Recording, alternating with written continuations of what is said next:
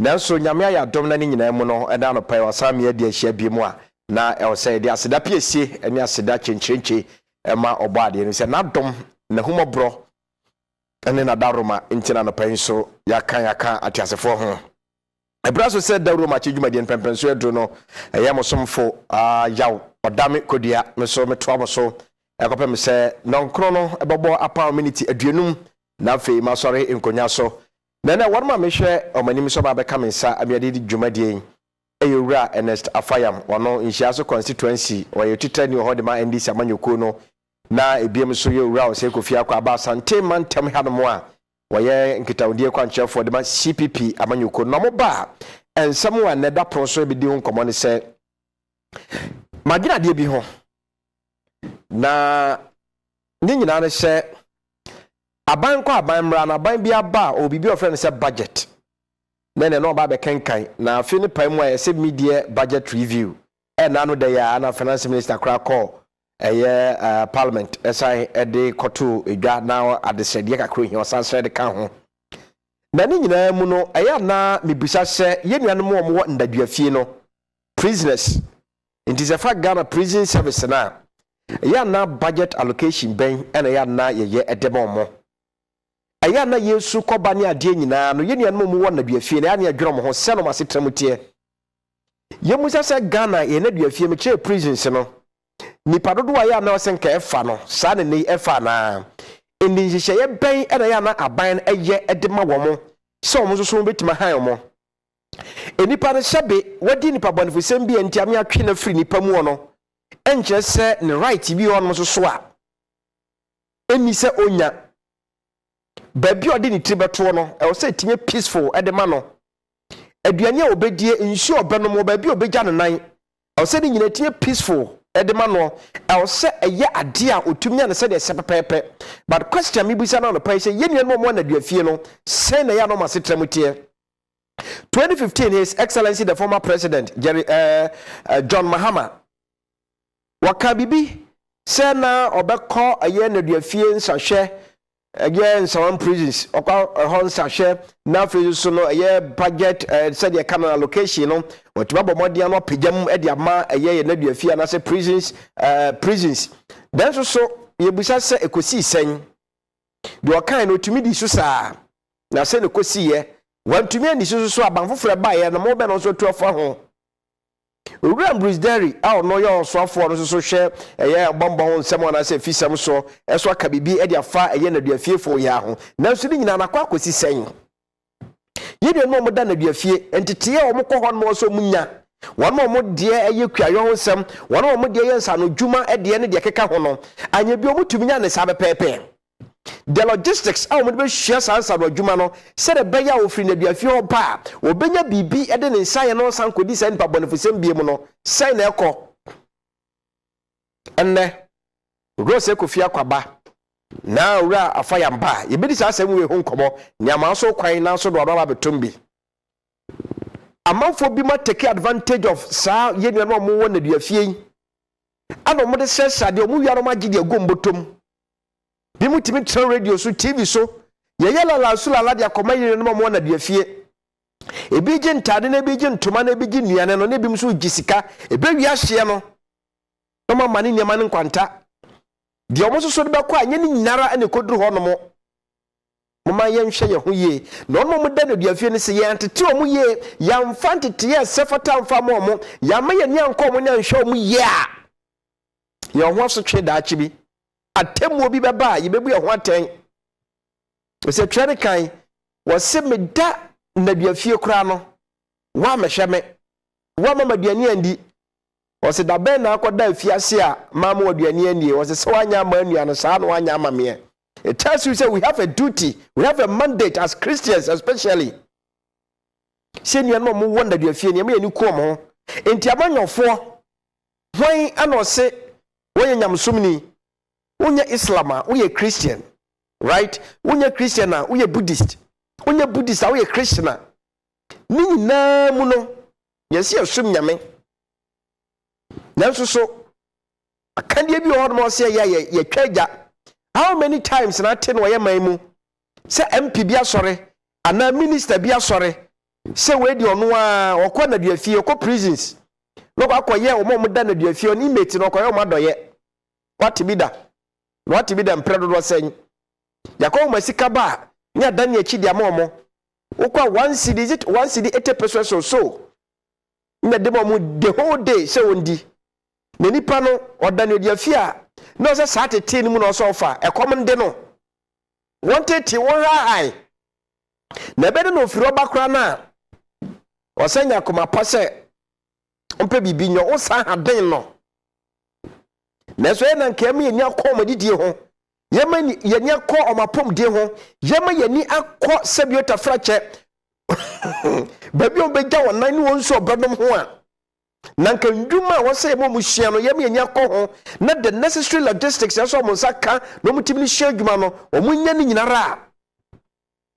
anka menji ndi se obi be kọ afiase aba asan ka se wo pressure obe kọ afiase biem because se na dwuma bi na onyanye ena mane ko bọ kro no e mo de ko bọ bla bi ensem fatade ni ko pia afiase wa nka omra no kuta ni sa no adwuma oba beyo dan ka be fempo se ni paron ka ne preso na ye gya de kwafri na duafie ho a ka ban betumi abot foto bi dia ma no na odi aba no ba watumi da be hye bibi ase ezo de atetimu do e wo mu se bi wo ha ye sentence o ma ye se with hard labor onko ye adwumaden but that necessarily doesn't mean say the right bi mu so no o say ye tiatia so ene asamba ko ebedi nkomo na no pay nkasa emfa ho kwa akire na ebiem so no aban ye wo so yi social intervention programs ahodo na anode agudwa so youth employment ho NABCO aba free senior school ho school feeding e wo ho national insurance e wo ho a je se ye kan e bebre bara ne ebusa se emu adodode no benefit no mfaso no butaya ya na aban de social intervention programs ne ba no yenya na recently omo wo aye forestry afforestation no omo ye oye kire ebi kire se bosome miensa bosome na ebi kra bosome nkro maketua maye omo ye oye kire na so be fam adwuma na se me adwuma bosome ba ko bosome mienu bosome miensa ko pem nkro no maketua maye ye ka ne se na yeye womo ye kire ni bi no ye no mo nkomodie mu no mo kire se obekọ skakrabia ho ana bro beti sadake tuaba no de ni yi switch card ne be ko skakrabia no ye so problem bia ni ye photocopy bra wo de sa de saketua ne ma ye ne on piero so bonkoma ono so de tudwa me atiase sen aketua ne de omoka no kra so se bosome abiasa se de oka no wo se asrana abiasa bosome miensa ana mo de adwumefo ne ka na nya bosome nkron enti sa 6 months gap na betomo enti omoka no ehfa ne mfom so no wo say the policy bi ba say na ya de anyi di akire efa megidi say monitoring ministry right say na ni dwumadie na etie enkodu da mpempenso na na ni nyine bedi nkomo na no pai ofie ha na we ye oye kire ade cha we ye oye kire nsembebre but ye kan ya kan say enu tera no pai ye be engage ya manyofo yi na ye no mo adi nkomo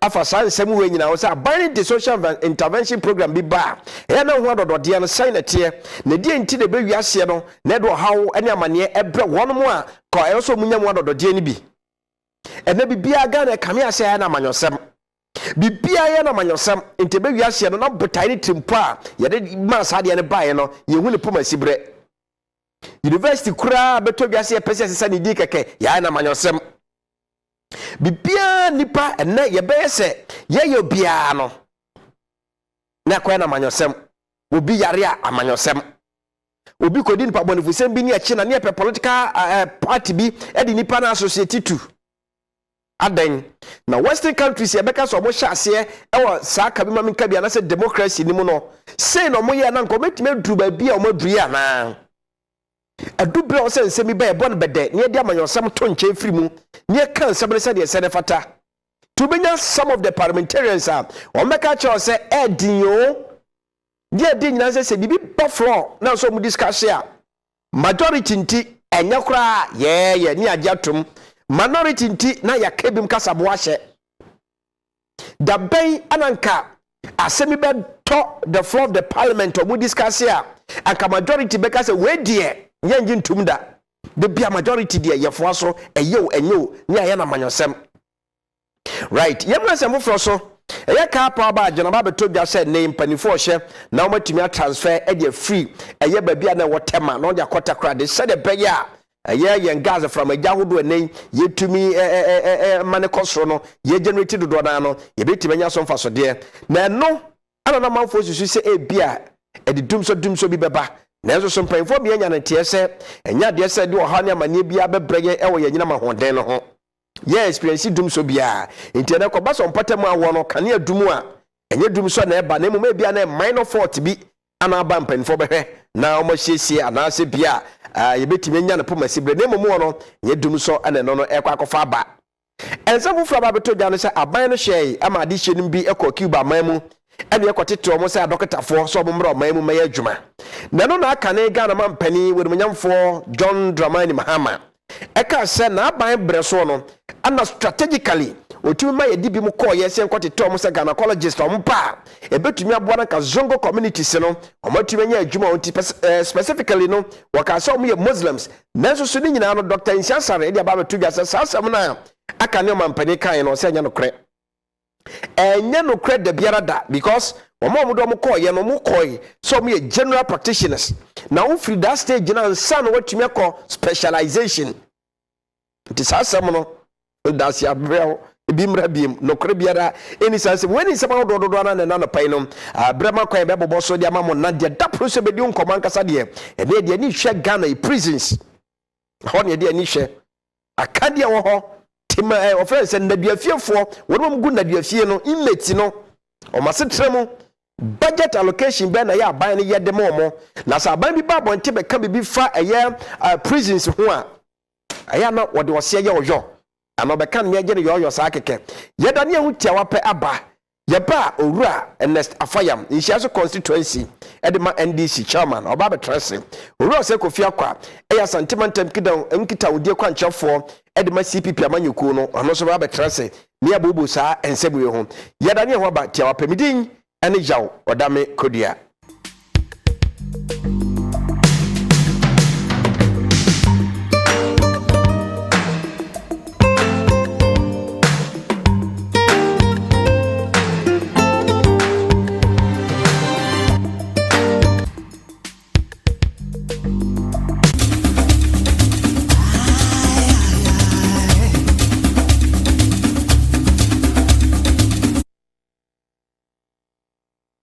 Right, abusia memo akwaba e dey free commercial break na baba before sebe call ye my guest one quickly men kind a few paragraphs about statement bia by 10th August 2018 in connection with this prisons issues ayeka ho asemana no pen was it the Ministry of Interior has signaled its commitment to helping inmates to realize their full potential and to demonstrate that incarceration does not mean the loss of right.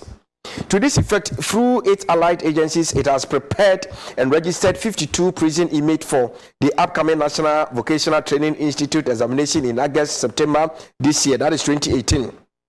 Another set of inmates, numbering 9, had been registered to sit for the November 2018 West African Senior Secondary Certificate Examination, that is WASSCE. Already 20 inmates were registered to sit for the recent Basic Education Certificate Examination in May-June 2018. Mr. Ambrose Derry, Minister of Interior, said this at the Ministry's 2018 Media Review meeting in Accra on Wednesday to ensure that it remained on track in achieving its targets. The day's event was also to discuss the challenges encountered and find strategic ways of mitigating them to improve on the sector's performance.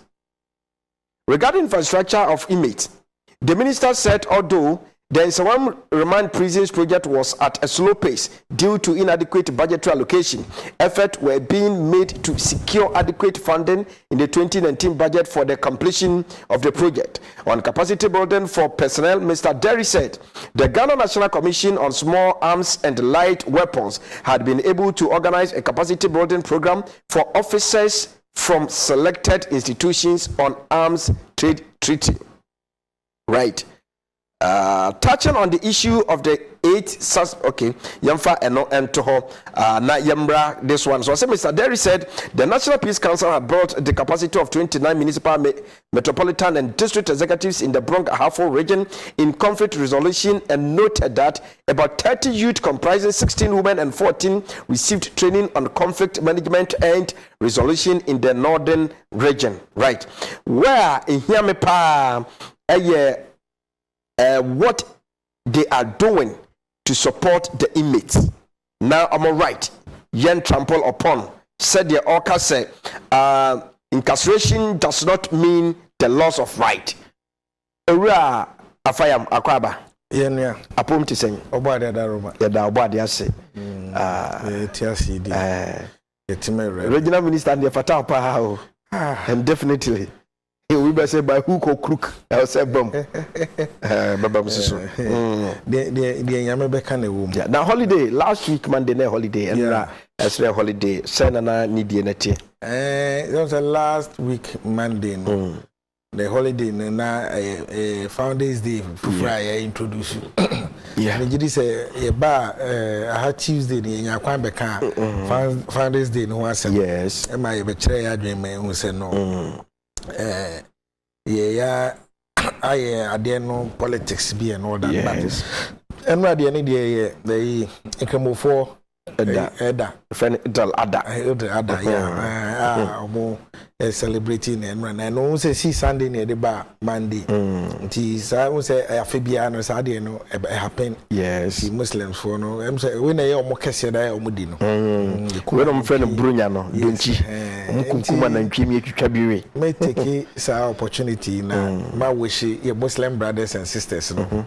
Happy Eid be even though no ye dear na ye dear no the yesrene say enye adia edin kabum ebeba the Muslim community enye adia edin shira ebeba don ntiase na at the end of the day no mbie kwan a betimi ama the Muslim community we say I come Muslim community ya etadi adu kwesi the zongo zongo inya the needed development the year to trust them basabasa ya de no ni na no enya de betime to free honum na zongo ne the Muslim fraternity ni so no akonkan but I mean yeah and so me chia for Joseph Royal TV me chia me party paying for more asantimo regional chairman the regional executives na me chia constituency executives na enra me vice chairman evangelist Richard Pra enra na the birthday nti we wishing a happy birthday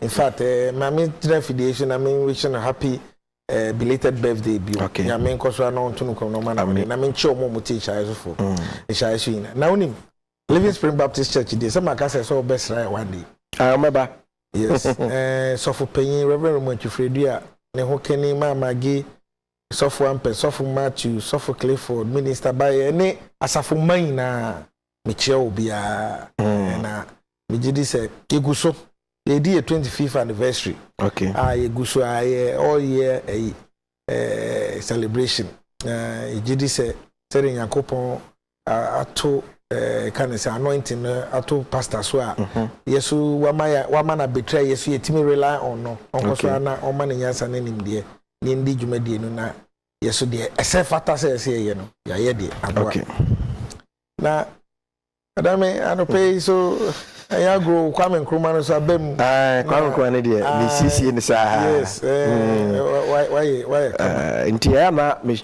twama ni hwemachi na me hwa de Kwame Nkrumah ejae na ebi ho a ya sen no kra ebi a yentumi enye nje ebi ho a kyese aginsemu sa na me hyehyeme na asem kofa ho asem ba yeah ha me ba kwa na no pai mani abre ho prisons yes minim so nya branya daje so ya manyoni wo de wani adi Ghana yende duafie akiri kakra in fact the prisons in Seminole summer dika all say we see me bo abaso say sa we nsema ye nhyeranta nka dabi itembia na akwakoye jaye partisan NDC and MPP ya nya some politics ne and all that but as a human centered issues no be one my money prominence yeah but prison say my say you can prisoner.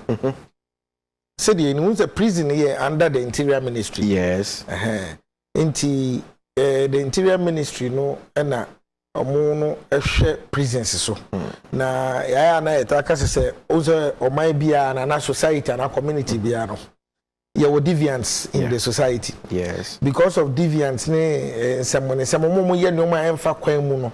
Obi obebokro no, obi obekontokwa, obi ha abetumona sa nyoma ni social vices no. Enti na police for no war the system no to sanitize it. Nti so obi ko disanya mansem na say emra no eni ni dia yes okay ye de ne koto afiase that is the prison. Na de ne koto anka botaye pa ne de koto no ma na yamo go through some sort of reformation. So okay say aya so because ya do freedom of freedom. Other me say yenchi unko prisons and cells crack cells o de counter back ye de unko tena counter back even for 2 hours now unim freedom ni nsem the opposite you ntimi ya you appreciate nyoma bi eno no say do ko tena honum na nyoma sa yi na feeling na go through no eno no Emma unya adwene sachere bi se ene me ba ese se me hwe me hu yi se me nya nyoma ense fata me enfa me nko ho not to talk say they work to Yarimando in prison now be mu serve 1 year 2 years 6 years be so year for life ne do ko ho no ma sa de na wo go to na freedom na restricted na wontimi nya de ese wo ye no ese se etimi ma a change of mind it's there to reform you. And yes, I say ye ko punish you ne de wakoye wa yakayaka de no da no ye do fantiti ye bi mu a santiti ye no ebema wonya adwen sachere to back to society now we reintegrate well with them. Now we live a good example na chese nka wo no life na wo di free oba no wo ba bebo bre bia enkrofo be hweso no mu nkonkoye de bia okoye ye ni bi. 2 enye wo bia we di boni bia so na wo prison so no be mra obi wo hono ma ye twa ntro bia to no so ho and all that nina but so koye prison so no na wo hwe the congestion e wo hono ma yes in some prison as 2015 na I say maximum bit ma fire nipa 851 yes but at that time no na fa nipa 3853 can you imagine inti so o hwa yes be times be 5 kra wo inti baby ese nipa da no nipa ba ko ana mienu da no afede nipa ba ko ana mienu baby ese o mu da na nipa be bia 20 na da ho inti no ma pack wo mo inti ko ho enye nika me kai in 2015 the then president that former president Mahama prison for no eye nhihye bi yes omo pese former president ne ba ho na obehwete bia omo wom say dey be obenya first hand information inside of what the people omo wo no are going through nto omo ka say only the first sitting head of state our visited the prisons no no akoye no obi e no say no de ekoso wo ho no eye inhumane congestion is too much intino as I say ye some ye program be a betimi e dey expand the infrastructure e the prisons ni etimi mo akade be mo live comfortably e wo ho once mo go through information but unfortunately no say since 2004 so I say me fan say the Fourth Republic mean share them okay I stand to be corrected say your budget is okay your crap budget we do amma a prison for say they expand the prisons no you will be on Greater Accra Central region who mame all the what to so me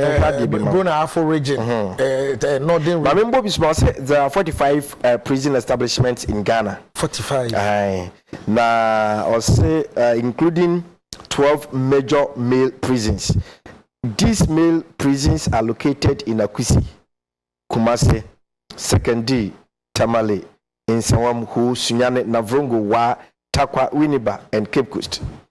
The country also has seen major female prisons located in Akwesi, Nsawam, Sekondi, Sunyane, Kumasi, and Tamale. In addition, there are local prisons sited throughout the country. Right now, the James Camp prison near Accra and Ankamfu near Cape Coast are both open camp prisons. Ghana's prisons house between 11,000 and 14,000 inmates, with females forming approximately 2% of the prison population. It is so far the prisons, maybe are trapping on major male and female prisons are trapping on. And Yanshe Nipadodua, therefore between 11,000 and 14,000. But Obaha was saying, as of 2015, the Patrick Dako Misa, the then deputy controller in charge of finance and administration of the Ghana Prison Service, revealed that there were 14,585 inmates with 11,581 convicts and 3,004 on remand. The inmate numbers were more than what the prisons in the country could handle. This was due to the fact that apart from in some medium security prisons, Ankamfu and the Karachi prisons, which were purpose-built, all other prisons were makeshift from warehouses, stores, and silos, among others, meant to house goods. Right, meant to house goods. So imagine,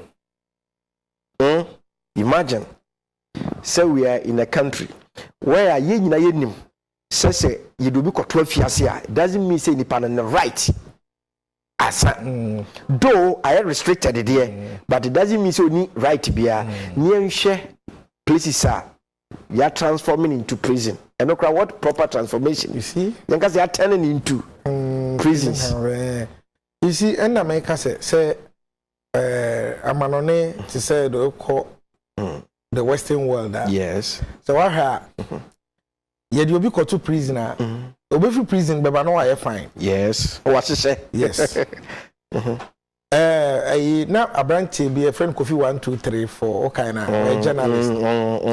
Or kind of story now or catch the number of years of Koda prison or Abutree.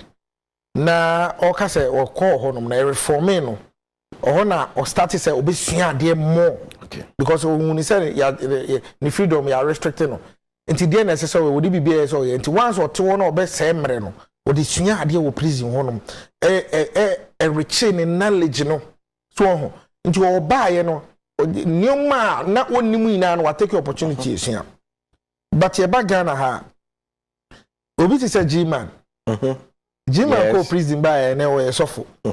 Say what you say. Yes. Even though with the harsh prison conditions and painful makoda prisons na aba. Omo ba omo ka say no. They say you try ni ni ehwe yi. But as I say ye a conscious effort as a nation. Say obi e wo prisoner enu say be wa pra atete ase ya pansam. Well, for one or two reasons be na de na akoto honum. And as I say, we'll go through that kind of transformation. No, we are it means reintegrating into the system. Yes. And Nisa, ya toto na si yani basa. Sebi obia kwa we are there. Ya koche no. Ya dena ya kodina se dena kwa kutu efiase. Ya dena kutu efiase no. As I say, ofantiti ye bimu a. Opia obese ade na meye no me nya biu. Na no kura ye was set good example to the society.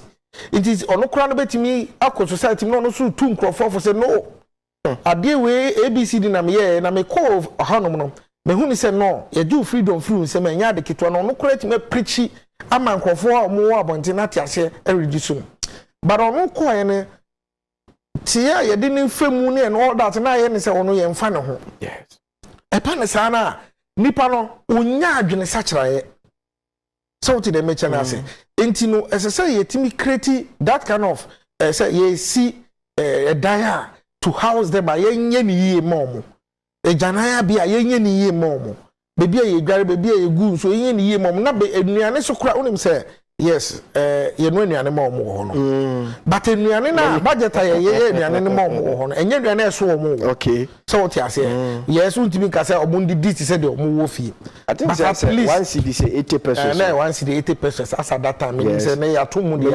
per person. For the whole day. And unti na over here, I na over society no suffer be and na koko be almost ye co prison. Now we didn't run in Tadia, no, they are quack. But as soon as say amount for me so for home, Dibone. Because say I didn't say be a dinner and all that. Yeah, the cocoa champagne for Bisonsa. And human institution. Yes. There is that temptation, or there is the likelihood to say, maybe I did move $100 and paying for deviance room. Bet me I so only $50 credit, a pocket no, I cotton credit, it is there. Yes. Someone said I didn't sit here. And a bit so Eddie in the name of image, Eddie Geniema, but at the end of the day, I'm caught. That is highly unfair. And me, Casse, the person making and say, it is high time, say, this is the time I see a 2 year and they call your prison services. No. Now you're making sure say, be provide more the needed basic logistics. I bet me a boy or a prison because it is not easy, sir. Ebia, honey, ni so use phone, son, your money, because they are a part of your man, a bemo who say, we found in the aje.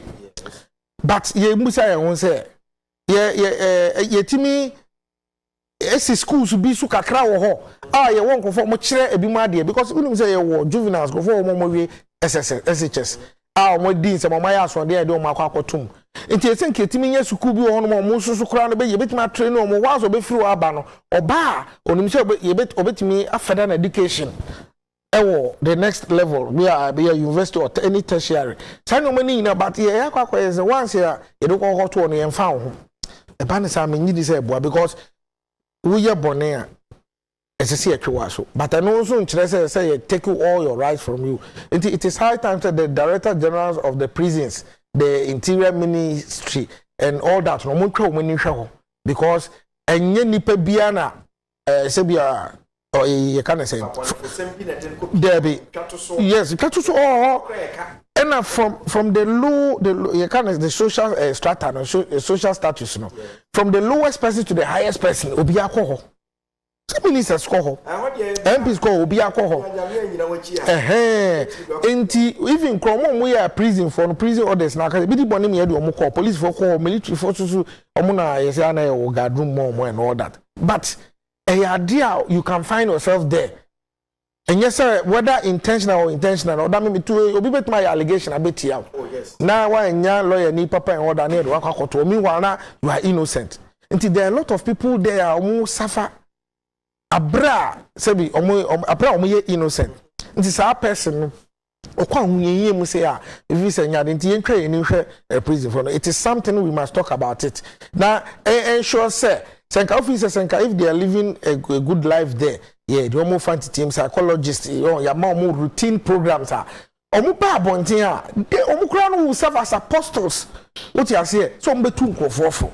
Yes, we 100% there, but the majority of them now also reintegrating the people in the community. No more diseases from perpetuating crimes and all that. Right. Young kind be big a crime and function can fe yemra yen some so.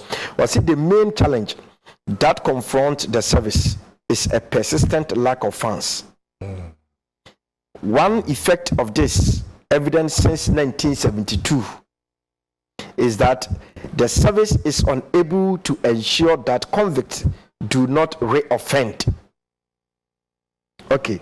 Other challenges that face the service include prison overcrowding, lack of sanitation, and poor prison infrastructure.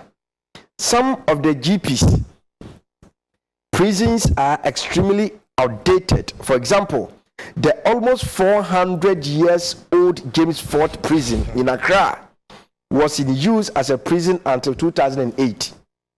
It was originally built for 200 slaves, but housed over 740 male and female prisoners. So imagine the gap, 540 in addition. One, insufficient budget allocation for reformation programs. Prisoners are generally unskilled and unmotivated as they enter prison. There are many deficiencies to be corrected, and funding is needed for the programs to be effective. Poor accommodation structures. Old and weak structures and poor architectural designs unsuitable for long detention of people. Overcrowding often leads to poor sanitation and health problems. Yeah. Stigmatization of prisoners. Stigmatization of prisoners leads to dejection and reoffending, which lead to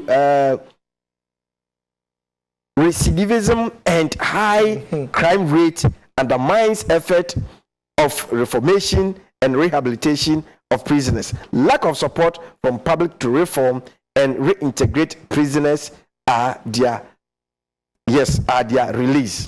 So Now, okay, what are kasa? yeah, yankeka nyema bi mum ewa ha. Aban ba aban ko.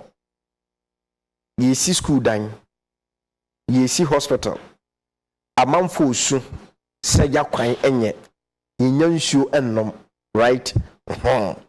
Ni nyina mu no adenta mo amanyofo yi yente se mo se oh yaba na yehu se sa social and so prisons yeko akwa expand no yeko akomo mu nsuo yeko akoma baabi ombeda no omasomo tumi adwomo na da no akwan nsuo akwan school akwan hospital no mo de atwa mo agya even to some extent says a prisoner be yarea said a be obenya proper medication ayasam.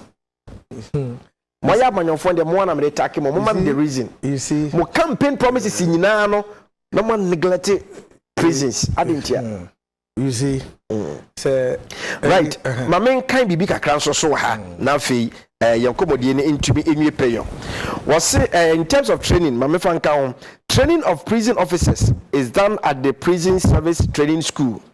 The school was established as the warders, that's Warders Training Depot, in September 1947. The purpose of the school is to train the Ghanaians to meet the administrative and operational needs of the Ghana Prison Service. There are courses for recruits, officer cadets, and special courses. The school admitted its first cadet officers 1974.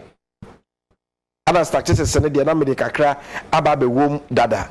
Na the human rights aspect is also was squalid conditions, poor food, and overcrowding in Ghana's prisons were called cruel, inhuman, and degrading treatment by the UN in 2013. The extent of prison overcrowding is estimated to be higher than the government official figures. Prison authorities use a system where inmates known as black coats whip other misbehaving prisoners with canes. With all this, na sabiota fracture you be ko 12 years am no mienu gitumi say nipa no na onka ye ho waka ye ho adenti na ye hwe se yesetrem be kodwojo de amayen na omode ntumi kodwojo emfa ma wo mo obreko a sanipa no waye Ghana ni ntinka ya sabiota fracture inko dis abia no ye ko school a onya right so no so be ko school si nya training bi a ono so onya right so be nya training ni bi other prisons ni bi wa omode ne say inmate na dem ba ho no so mu training omo in agriculture tinpa baba no se kuayo a na okwa akoyobi yobi on so say mo skills ankasa se carpentry o se masonry o se adepamo whatever. I think some the Cape Coast prisons no but then you busa say ho akande no enough etiri training omo ana see don't say that maka nsem bebre em say they make na makeka you okay makeka bebre they say now we read this idea don't say okay say that James Fort prison and it was meant for 200 slaves and far 740 Nana America just say it's a one prison that time no say in 2015 there say far nipa 851 but now that's at that time far 3,853 almost 3,000 about the count and America say yes successive governments you mad the prisons in attention so the American because you mad the prisons in attention and you bet me I make sure say the human resource na ya na you do omukọ ho no we maka so ombe pie free ho no na they have rather added value to our lives no they will make a difference in the society. Also what can be about skills? Yes. Say DNA si ho kwan say ye be ma omo proper accommodation na ya CBB to say a skills training school yes within the prison because all expanding the prison here na that's all I bet me the ACC na your momo e person mo pamade you understand omo e person omo yetri like these skills the vocational and the technical skills no yet bit even nipa ho mo bet ma training on whilst omo ho no na ye mo that entity also make can be about the psychologist yes ye omo this entity no ye psyche omo app no na ye training omo nti obepie no onu akora de ye de ne ko ho no nya de obeye biu but there has been a failure by successive governments okay say SSNK try ye prioritize your prisons no okay two me san so at the blame ni bi bema the director generals no of the prisons no because it is also our responsibility to push say look because you dey juma she won sa the politician the political head in this some dey omo yi mu na mo dey da no and you have to push to ensure say we no institutions now institutional dey what one na wo run no we be making a better place so now you say yes you have made a difference but more times you know you hu ni sa but then the koya make us okay you push ko but you my budget allocation bia. This is the time, it's high time.